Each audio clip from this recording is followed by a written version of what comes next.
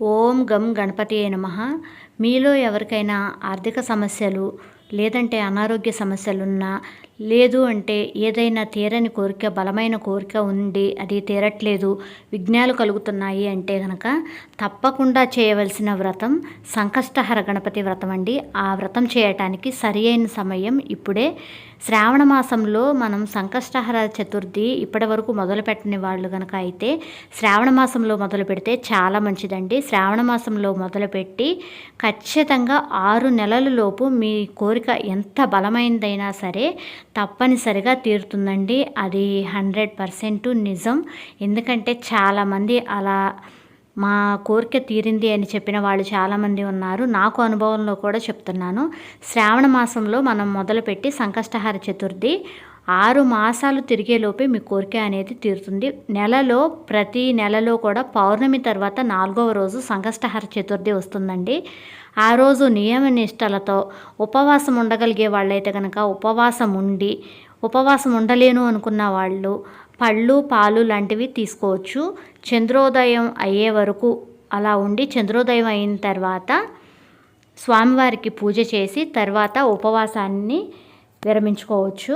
అలా ఎవరైతే నియమనిష్టలతో విఘ్నేశ్వరుని ప్రార్థిస్తారో విఘ్నేశ్వరుని ప్రతి నిత్యము ఆ రోజంతా కూడా విఘ్నేశ్వరి నామస్మరణ చేస్తూ ఇలా ఎవరైతే గనక సంకష్టహర చతుర్థి చేస్తారో వారికి తప్పకుండా వారు చేసే పనిలో విజయం అనేది సిద్ధిస్తుందండి. వారు అనుకునే కోరిక అయినా సరే, విద్యలో అయినా సరే, ఉద్యోగంలో అయినా, దేనిలో అయినా సరే అభివృద్ధి అనేది తప్పనిసరిగా కనపడుతుంది. ఇది అయితే సత్యము.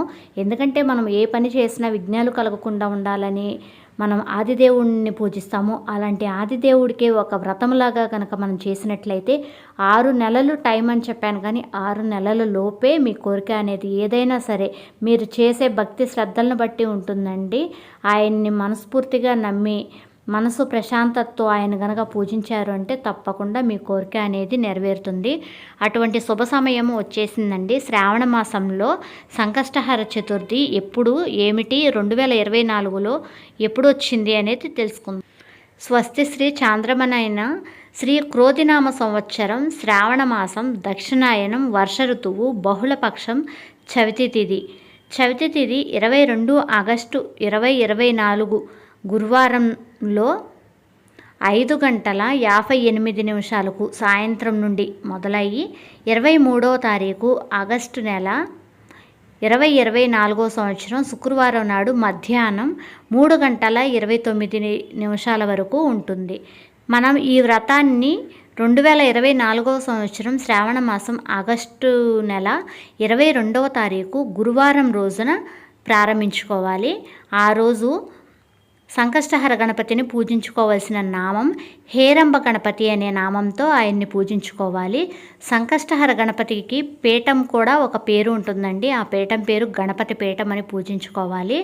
మన హిందూ సాంప్రదాయంలో సంకష్టహర గణపతికి ఎంతో ప్రాధాన్యత ఉందండి. ఈ పవిత్రమైన రోజు స్వామివారిని ఆరాధిస్తే అన్ని ఆటంకాలు తొలగిపోతాయి అని మనం చెప్తున్నది కాదండి, అది గణపతి పురాణంలో కనుక మీరు చదివినట్లయితే దానిలో చెబుతుంది. ఏమని అంటే మనం ఏ పని చేసినా ఆటంకాలు లేకుండా ఉంటుంది ఈ వ్రతం చేయటం వలన అని ఉంటుంది. అయితే ఈ వ్రతానికి శుభముహూర్తం చూసాం కదా, పూజా విధానం ఏమిటి అనేది చూద్దాము. సకల విఘ్నాలకు అధిపతి అయిన విఘ్నేశ్వరుడు నిత్యం ఆ విఘ్నేశ్వరుడిని పూజిస్తే అన్ని సంకటాలు, బాధలు తొలగిపోతాయి అని మన శాస్త్రాలు చెబుతున్నాయి. అందుకే ప్రతి మాసంలో పౌర్ణమి తర్వాత వచ్చే చతుర్థి నాడు సంకష్టహర చతుర్థి అని మనం పిలుస్తాము. దీనినే సంకష్టహర చతుర్థి లేదా సంకష్టి చతుర్థి అని రకరకాల పేర్లతో పిలుస్తారు. ఈ రోజున స్వామివారిని నిండు మనసుతో ఆరాధిస్తే అన్ని సంకటాలు తొలగిపోతాయని గణపతి పురాణం చెబుతుంది. ఈ వ్రతం చేయటానికి నియమాలు గురించి తెలుసుకుందాము. సంకష్టహర చతుర్థి నాడు తెల్లవారుజామునే నిద్రలేచి ఇళ్ళు వాకిళ్ళు శుభ్రం చేసుకోవాలి. మొత్తం గంగాజలంతో ఇంటిని శుద్ధి చేసుకొని వినాయకుడి విగ్రహాన్ని ఉంచి ఆయనకు ఇష్టమైన పసుపు రంగు పూలను అలంకరించుకోవాలి. అలాగే గరిక కూడా పెట్టుకోవాలి. ఎందుకంటే ఆయనకి ఇష్టమైంది గరికనే కాబట్టి గరిక కూడా తెచ్చుకొని పెట్టుకోవాలి. నైవేద్యంగా బూందీ లడ్డు, మోదకాలను నివేదించాలి. ఆవు నెయ్యితో దీపాన్ని వెలిగించాలి. సంకటహర వ్రతాన్ని చదివి హారతి ఇవ్వాలి. పూజలో ఏమైనా పొరపాట్లు ఉంటే క్షమించమని కోరుతూ గుంజీళ్లు తీయాలి. పూజ అనంతరం ఉపవాసం ఉండాలి అనుకునేవారు ఉపవాస నియమాలను పాటించాలి. సాయంత్రం కూడా గణేశుణ్ణి తప్పనిసరిగా పూజ చేసి చంద్రదర్శనం తర్వాతే ఉపవాసాన్ని విరమించుకోవాలి. ఉపవాసం విరమించిన తర్వాత సాత్విక ఆహారాన్ని మాత్రమే తీసుకోవాలి. సంకష్టహర చతుర్థి చేయటం వలన ఉపయోగాలు ఏమిటి అని అడగవచ్చు. హిందూ పురాణాల ప్రకారం పార్వతీ పరమేశ్వరుల పెద్ద కుమారుడే వినాయకుడు. దేవుళ్ళందరిలోనూ లంబోదరుడే మొట్టమొదటి పూజలు అందుకునేవారు. సంకటహర చతుర్థి పవిత్రమైన రోజున ఉపవాసం ఉండటం వలన వినాయకుని యొక్క అనుగ్రహం మనకి లభిస్తుంది అని చాలామంది నమ్ముతారు.